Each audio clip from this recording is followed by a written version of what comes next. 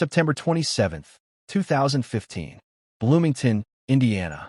As night fell over the college town, something rare was about to happen in the sky above.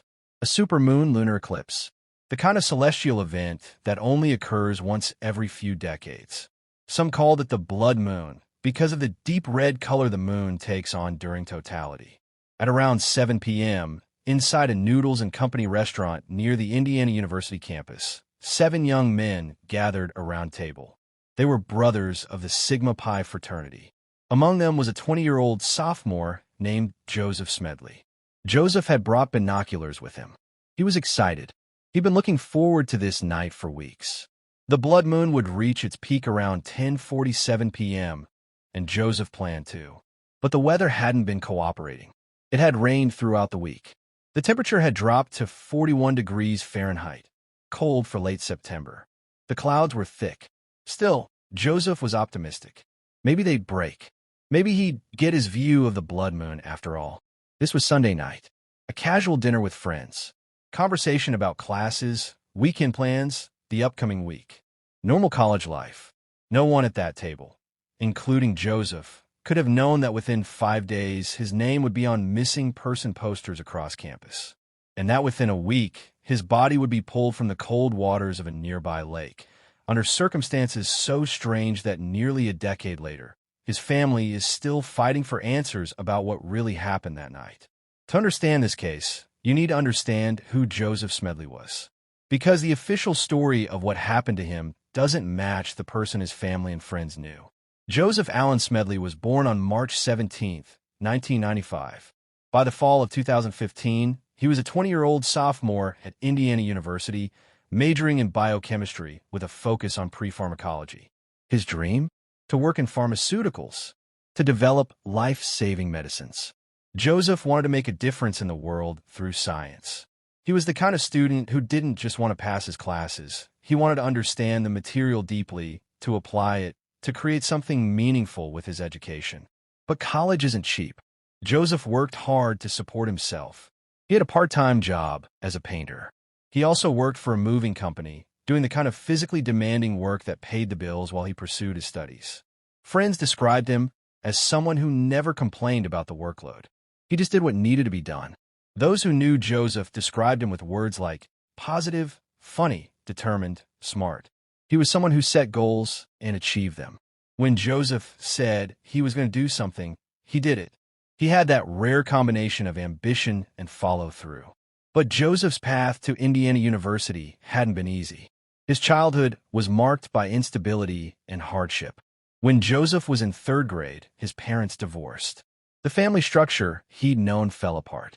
As he grew older, the situation became more difficult. By the time Joseph was 16 years old, he made a profound decision. He became legally emancipated from his parents. Think about that for a moment.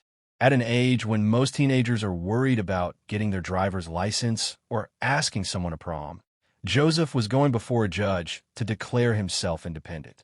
But he wasn't alone. Joseph moved in with a close friend's family during high school. They gave him the stability he needed, a place to call home, support during those critical final years before college. And then came Indiana University.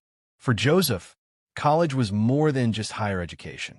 It was a fresh start, a chance to build the life he wanted. At IU, he found structure. He found friends. He found independence on his own terms. And he flourished. He joined Sigma Pi fraternity, finding brotherhood and community. He excelled in his difficult biochemistry courses. He maintained his part-time jobs. He was building something, a future, a career, a life.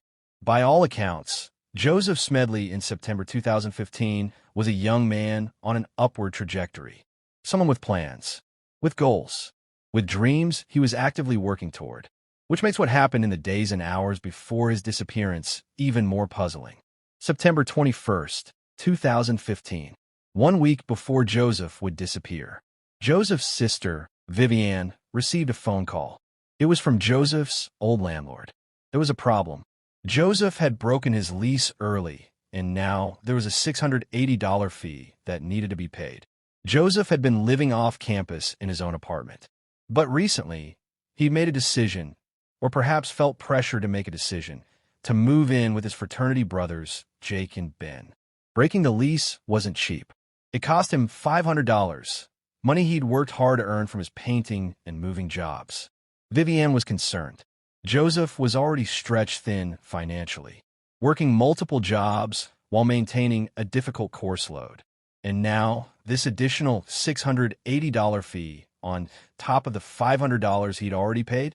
Over the next several days, Vivianne and Joseph stayed in touch about the situation. The landlord wanted the money. Joseph needed to handle it. Sunday, September 27th. The same day, Joseph would have dinner with his fraternity brothers. The same day as the blood moon. Vivianne called Joseph. She reminded him that the landlord needed to be paid by noon on Monday, September 28th, tomorrow. First thing in the morning. Joseph's response was clear and definitive. He would pay the landlord. He assured his sister. He would take care of it. He gave her his word. This is important. Remember this moment. Because in less than 24 hours, Vivianne would receive a message from Joseph's phone that would turn her world upside down. That evening, Joseph went to Noodles and Company with his fraternity brothers. They ate. They talked.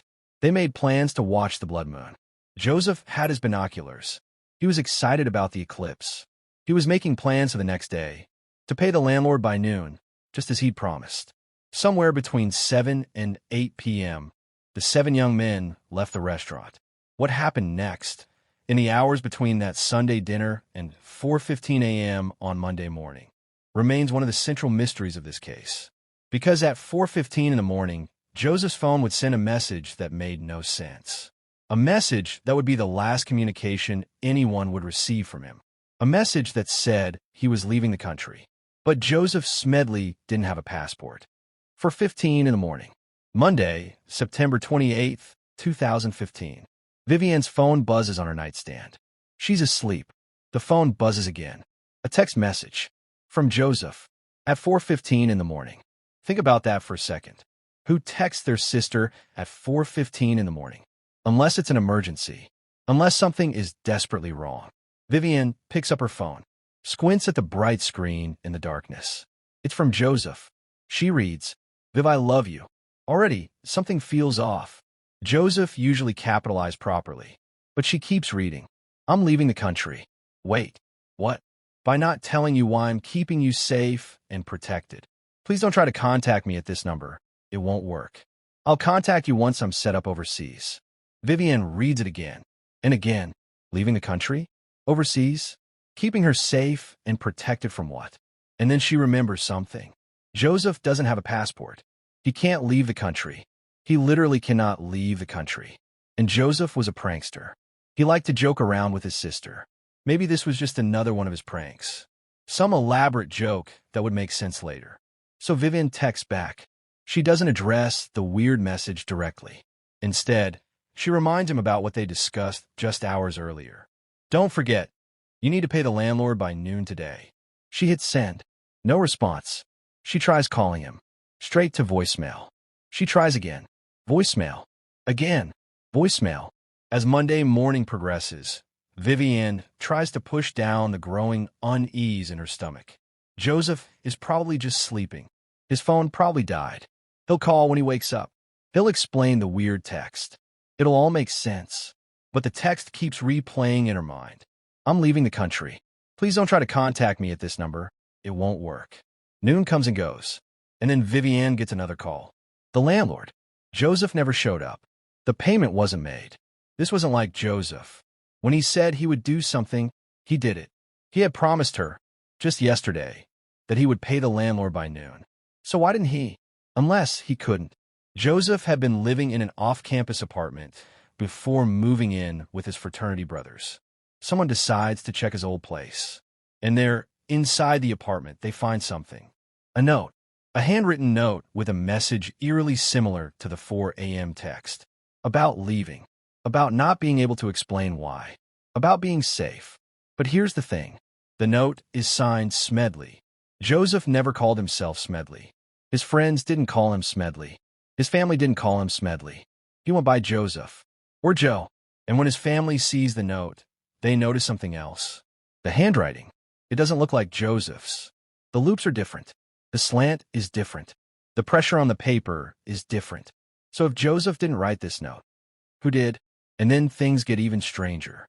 On the same day, September 28th, a Twitter account was created. The username? Lori Hoggett. The account claims to be Joseph's mother. Joseph had posted a tweet before he disappeared. And this brand new account, this account that was literally created that same day, replies to it. The reply tries to make it seem like Joseph went to the Virgin Islands. But here's what makes this absolutely bizarre. This account was created on September 28th, the day Joseph disappeared, the day of the 4 a.m. text. It was created specifically to reply to Joseph's tweet, to create a digital trail, to make it look like he'd gone to the Caribbean. Who creates a fake Twitter account pretending to be someone's mother? And why? By Monday evening, it's clear something is very wrong. Joseph Smedley is officially reported missing from Indiana University Bloomington campus. The strange 4 a.m. text, the unanswered calls, the missed payment to the landlord, the note with handwriting that doesn't match, the fake Twitter account. None of it makes sense. Tuesday, September 29th passes. No sign of Joseph. Wednesday, September 30th arrives. Indiana University takes to Twitter, posting an official missing person alert. Joseph's face is now on missing person posters across campus. His photo is being shared on social media. Students are talking. Faculty are concerned. Where's Joseph Smedley? Vivianne can't just sit and wait. She needs answers. She travels to Indianapolis, to Bloomington, to search Joseph's apartment herself, to talk to people who saw him last, to piece together what happened. She meets with Joseph's fraternity brothers, the same brothers who had dinner with him on Sunday night, the last people known to have seen Joseph. They present her with a note, the one found in Joseph's apartment, the one signed Smedley. Vivianne looks at it, studied it. This isn't Joseph's handwriting. She asks them questions. When did they last see Joseph? What was his mood? Did he mention going anywhere? Did anything unusual happen that night? Their answers don't give her the clarity she desperately needs. Wednesday becomes Thursday. Thursday becomes Friday. Search parties form. Students volunteer. They search campus. They search the surrounding areas. They check his usual spots. The library. The science buildings. The places he would go to study. Vivianne's phone stays in her hand constantly, waiting for a call, a text, anything. But the last message from Joseph's phone remains that cryptic 4 a.m. text from Monday morning. I'm leaving the country. 5 days have now passed since that Sunday dinner at Noodles and Company. 5 days since Joseph watched, or tried to watch, the blood moon with his binoculars. And then, on Friday, October 2nd, around 7 p.m., 2 fishermen are out on Griffey Lake, a popular fishing spot about 3.5 miles north of campus.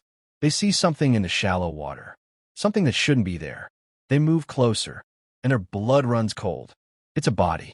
Within hours, the body is identified. Joseph Smedley, the 20-year-old biochemistry major who had texted his sister at 4:15 a.m., saying he was leaving the country. The young man who didn't have a passport. He was found floating face up in 3 feet of water. He was fully clothed. Around his neck, the binoculars he'd brought to watch the blood moon. Strapped to his chest, a backpack filled with 66 pounds of rocks. On his back, another backpack. This one contained papers, a laptop charger, and an external hard drive. 5 days after that 4 a.m. text message, Vivianne receives the call every family member dreads. Her brother is dead. But how did he die? Why was he in Griffey Lake? Why did he have 66 pounds of rocks strapped to his chest? Who sent that 4 a.m. text? Who wrote that note? Who created that fake Twitter account? The authorities would soon have an answer that Joseph's family would never accept. Friday, October 2nd, 2015. Around 7 p.m., Griffey Lake, a peaceful body of water about 3.5 miles north of Indiana University's campus. It's a popular fishing spot, surrounded by heavy woods. Quiet, serene. 3.5 miles. That's about a 45-minute walk from campus. Through wooded areas. Not the kind of walk you take casually at night. 2 fishermen are out on the water, enjoying the last light of day. And then they see it. Something in the water. Near the shore. In a shallow area. At first, Maybe they think it's debris, a log, something that washed up. But as they get closer, they realize what they're looking at. A body. The call goes out. Police. Coroner. Emergency responders converge on Griffey Lake. They secure the scene. They begin the recovery process. The body is pulled from the water.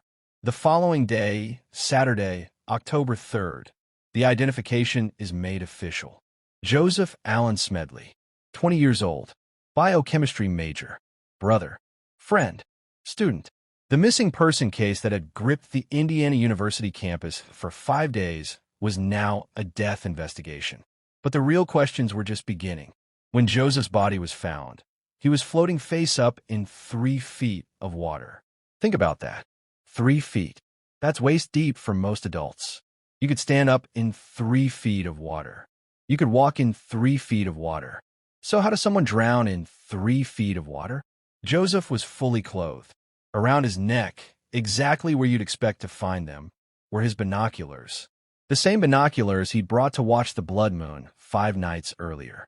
He'd been excited about that eclipse, had planned for it, brought the right equipment. But there was something else strapped to his chest. A backpack. Inside that backpack, rocks. Not just a few rocks.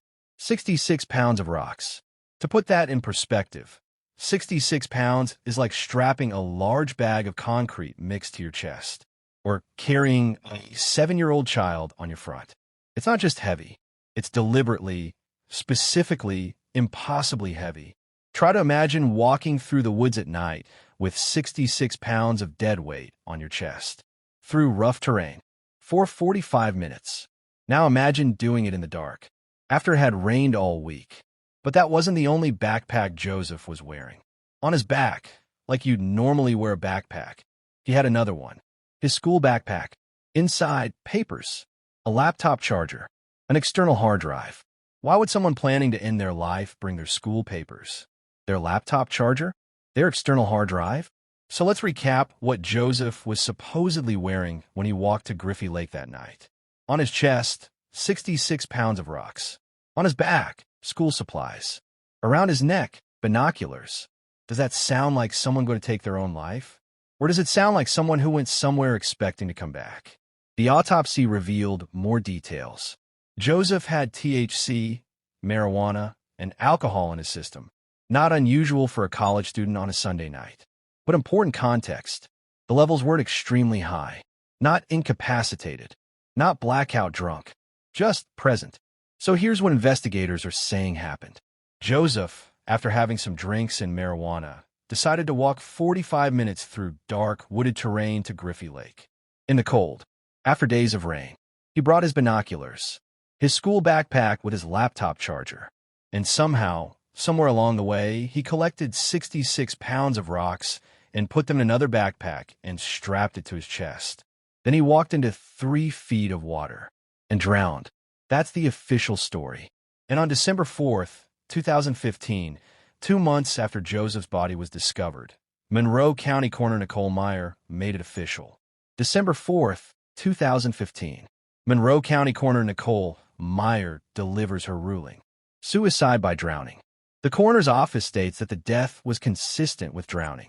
No foul play was suspected. Case closed. But Joseph's sister, Vivianne, wasn't buying it. The 4 a.m. text about leaving the country. The note that wasn't in his handwriting. The fake Twitter account created the day he disappeared. The 66 pounds of rocks. The 3 feet of water. The school supplies in his backpack. The promise to his sister, made just hours before, that he would pay his landlord. None of it added up. And Vivianne Smedley was about to start a fight that would last for years. A fight for the truth. A fight that would eventually draw the attention of over 82,000 people demanding answers. A fight that would lead her to hire forensic pathologists and experts. Experts who would say what Vivianne already knew in her heart. This was no suicide. So what really happened to Joseph Smedley? Let's walk through that Sunday night one more time. Because when you lay out the timeline, the suicide theory completely falls apart.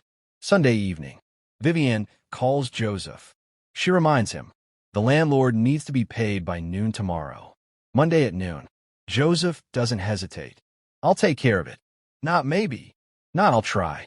I'll take care of it. That same evening, around 7 p.m., Joseph is at Noodles and Company with 6 fraternity brothers. They're excited about the blood moon. Joseph has his binoculars ready. They're making plans. So according to the official story, in the hours after this dinner, after making plans, after promising his sister he'd handle his responsibilities, Joseph suddenly decided to end his life. All of this, in just a few hours, with no warning, no goodbye to friends, no signs of distress. And here's what makes it even more unbelievable. Joseph had no history of depression, no suicide attempts, no self-harm, no concerning posts on social media, no therapy sessions, no medications for mental health. Nothing. According to Vivianne, the timeline doesn't just not make sense. It's impossible. People who are planning suicide don't make promises about tomorrow. They don't pack their school supplies. They don't bring their laptop charger. They don't make plans. Joseph's father was 79 years old when his son died, and he asked a question that no one has been able to answer. Does it make sense that somebody who supposedly wants to commit suicide would roam around in the woods in the dark, put a backpack on, pick up rocks to weigh themselves down, and then jump off into a lake that has an average depth of 3 feet? Let's break down what that question is really asking. You're in an emotional crisis. You decided to end your life. Do you choose to walk nearly a mile through pitch-black woods? Through rough terrain? After days of rain? 45 minutes of walking. In the dark. In the cold. Do you stop along the way to gather rocks? Not just a few rocks. 66 pounds worth. That's not grabbing a couple of stones. That's deliberate collection. That's the intent. That's time and effort. Do you put them in a backpack and strap it to your chest? And then do you walk into water so shallow you could stand up? And here's the detail that makes this theory completely impossible. Joseph was a great swimmer. Not just someone who could swim. A great swimmer. Strong. Comfortable in water. Athletic. Someone with the instinct and ability to survive in water. Someone whose body would fight to live, even in crisis. So we're supposed to believe that a great swimmer in 3 feet of water where he could literally touch the bottom and stand up, couldn't survive? Even with 66 pounds on his chest, survival instinct would kick in. His swimming ability would kick in. He could stand. He could unbuckle the backpack. He could fight. Unless he couldn't. Unless he was already unconscious. Or worse, Vivianne knew the official ruling was wrong. So she did what any person seeking truth would do. She hired an independent expert, Dr. Thomas Sozio, a forensic pathologist with decades of experience. Dr. Sozio began conducting a second, independent autopsy, a thorough examination of all available evidence. And he found something critical: hemorrhaging on Joseph's back. Hemorrhaging means bleeding. Internal bleeding, caused by trauma, by force, by impact. The kind of injury you don't get from simply walking into water. Dr. Sozio's professional conclusion? I definitely don't believe it was suicide. Not probably not. Not unlikely. Not it's questionable. Definitely doesn't believe it was suicide. The hemorrhaging pattern, the location, the severity, all of it pointed to something else. Trauma, violence, a struggle. But Dr. Sozio needed more information to complete his comprehensive report. He needed the police photos, the evidence documentation, the complete files. So he requested them from the Bloomington Police Department. Denied. He asked again. Denied. He asked multiple times over the years. Every single time, denied. What's in those photos that they don't want an independent forensic expert to see? What's in those files that they're hiding? Why won't they allow a complete, transparent second autopsy? The problems with this case started from day one. From the moment Joseph's body was discovered. In any suspicious death, there's a protocol, a standard procedure. You photograph everything. Document the scene meticulously. You bag each piece of clothing separately as evidence. You preserve every detail because you never know what might be important later. What actually happened at Griffey Lake? According to reports, the Bloomington Police Department just shoved everything into the body bag. Clothing, personal items, evidence, all of it, just thrown in together. No careful documentation, no separate evidence preservation, no protocol followed. And here's something that should shock you. Students who went to the location the day after Joseph's body was found reported that there wasn't even yellow crime scene tape around the area. No tape, no barriers, no do not cross lines. The crime scene was completely accessible. Anyone could walk through, contaminate evidence, disturb the scene, destroy whatever might have been there. And then there's this bizarre detail. When police first gathered information about the case, they presented it to Joseph's estranged father. Estranged, as in, not involved in Joseph's life. Not to Vivianne, who had power of attorney. Not to the sister who was actively involved in his life. Not to the family member who'd been in contact with him hours before he disappeared. To the estranged father.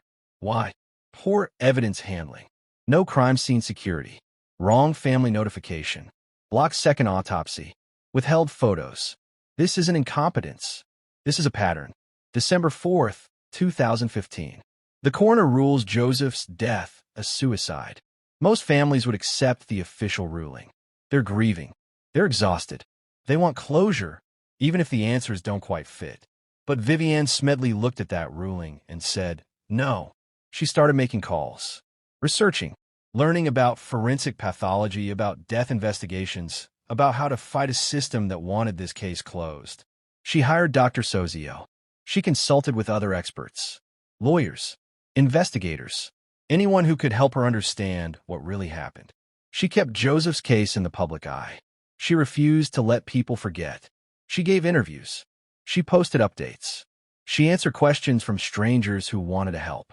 And as she reached out to specialist after specialist, the response was unanimous. Expert after expert, professional after professional. They all saw what Vivianne saw. This wasn't suicide. Then came 2020, the murder of George Floyd.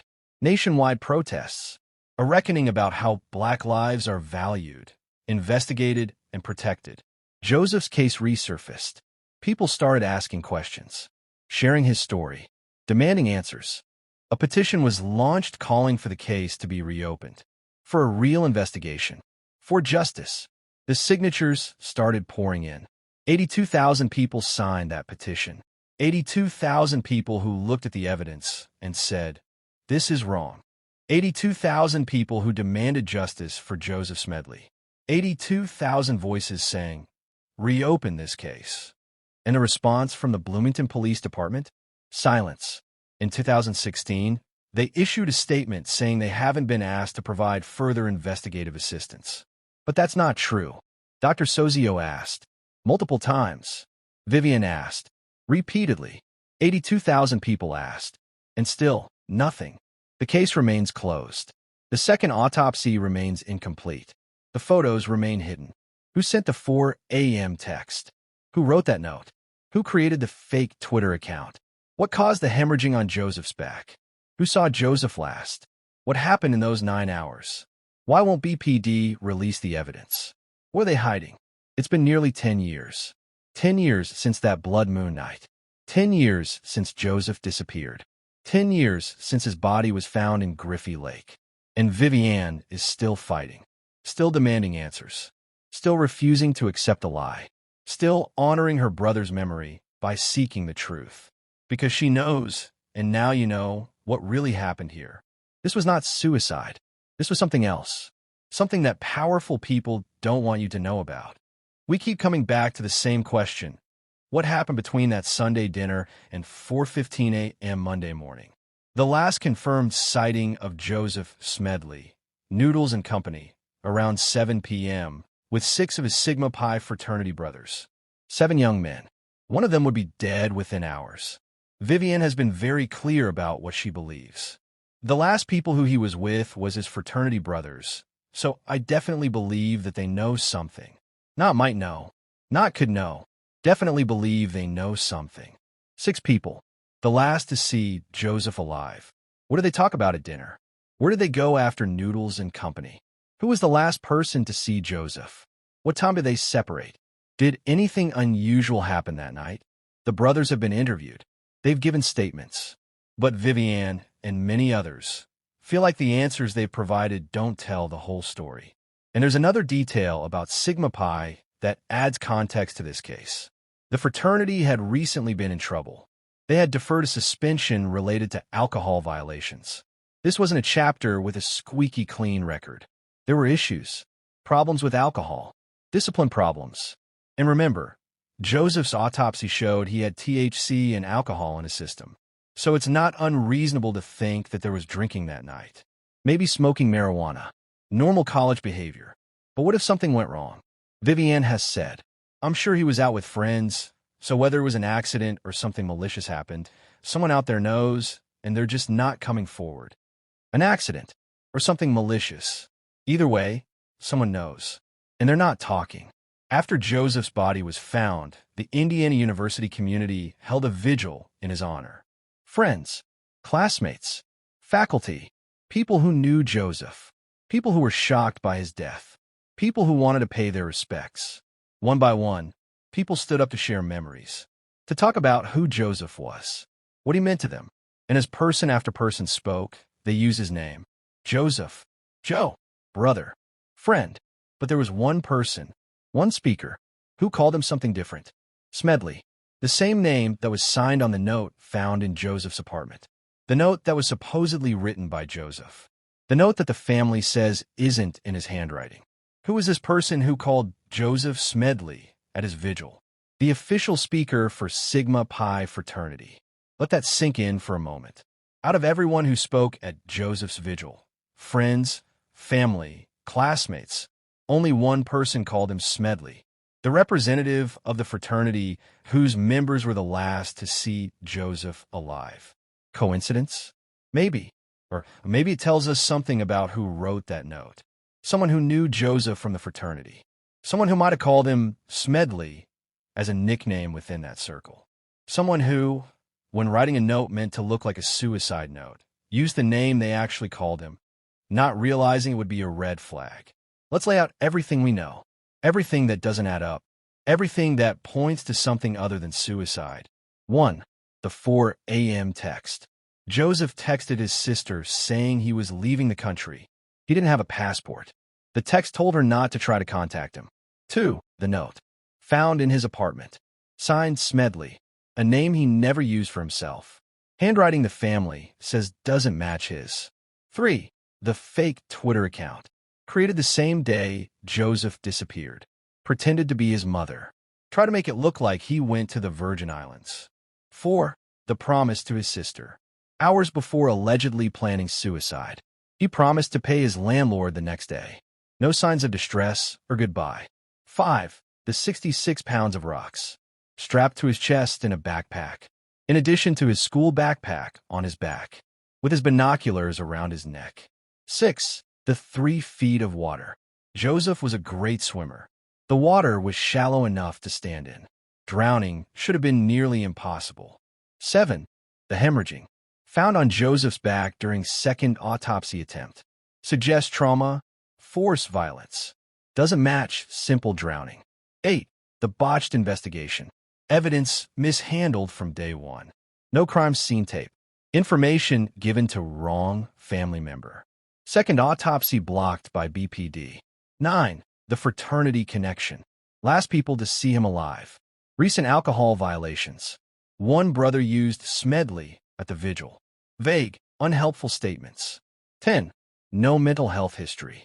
No depression diagnosis. No previous suicide attempts. No concerning social media posts. No goodbye to anyone. 10 major red flags. 10 reasons this doesn't make sense. 10 pieces of evidence that point to something else. And yet the case is closed. Ruled as suicide. End of story. Except it's not the end of the story. It's been nearly 10 years since Joseph Smedley's body was found in Griffey Lake. The case remains officially closed. The Bloomington Police Department maintains their ruling, suicide by drowning. Vivianne, Smedley continues to fight for answers. Dr. Thomas Ozio's second autopsy remains incomplete because BPD refuses to provide the necessary photos and evidence. In 2016, the Bloomington Police Department issued a statement saying they have not been asked to provide further investigative assistance. But that statement is demonstrably false. Dr. Sozio has asked, multiple times, denied. Vivianne has asked, repeatedly, denied. 82,000 petition signers have asked, Ignored. The family still cannot get cooperation from a very department that's supposed to be seeking justice. Expert after expert has looked at this case and said the same thing. We don't understand why it's ruled a suicide. Not one expert. Not two experts. Every single independent expert who has reviewed this case. And the questions remain. Who sent that text at 4:15 a.m.? Who wrote that note signed Smedley? Who created that fake Twitter account? What happened in the hours after that Sunday dinner? What caused the hemorrhaging on Joseph's back? Why was the investigation handled so poorly? Why won't BPD release the evidence? What are they hiding? September 27th, 2015. The night of the blood moon. A 20-year-old biochemistry major excited to watch a rare celestial event. A young man with dreams of creating life-saving medicines. A brother who promised his sister he'd take care of his responsibilities the next day. Someone who was building a life. Making plans. Moving forward. 5 days later, he was found floating face up in 3 feet of water in Griffey Lake. Still wearing the binoculars he'd brought to watch the blood moon. With 66 pounds of rocks strapped to his chest. After a note was found that may not have been written in his own hand. After a mysterious text about leaving a country he couldn't legally enter. The official ruling, suicide. But everything, every piece of evidence, every expert opinion, every logical analysis points to something else. Was this truly a suicide? Or was something more sinister covered up that night beneath the blood moon? Joseph's sister continues to fight for answers. To fight for truth. To fight for justice. Because somewhere in the records BPD won't release, in the memories of people who won't talk in the darkness around Griffey Lake, the truth exists. Joseph Smedley deserves that truth. His family deserves that truth. And the truth eventually will come to light. If you believe Joseph Smedley's case deserves a real investigation, if you believe his family deserves answers, if you believe that 82,000 voices demanding justice should not be ignored, share this story. Keep his name alive. Demand transparency from the Bloomington Police Department. Joseph Allen Smedley. Born March 17, 1995. Died October 2, 2015. A life cut short. A truth still hidden. A sister still fighting. And somewhere in the darkness of Griffey Lake, the answers wait to be found.